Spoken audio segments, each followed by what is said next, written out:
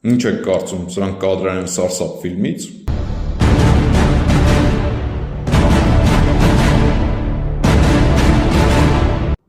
Չէ, ժողովուրդ ջան, սրանք կադրեր չեն որևէ սարսափ ֆիլմից։ Իրականում սրանք Սյունիքի մարզի Վաղատին բնակավայրի դպրոցի լուսանկարներն են, իդեպ 2017 թվականի դրությամբ։ Այսինքն մինչև 2017 թվականը Վաղատինի երեխաները ստիպված էին այս մեղմ ասած անմարդկային պայմաններում կրթություն ստանալ։ Իսկ իրականում սրանք նաև Սերժ Սարգսյանի, Ռոբերտ Քոչարյանի, նրանց մերձավոր շրջապատի, նրանց հետ իշխանություն կիսող տաշիր սամոների վերաբերմունքներ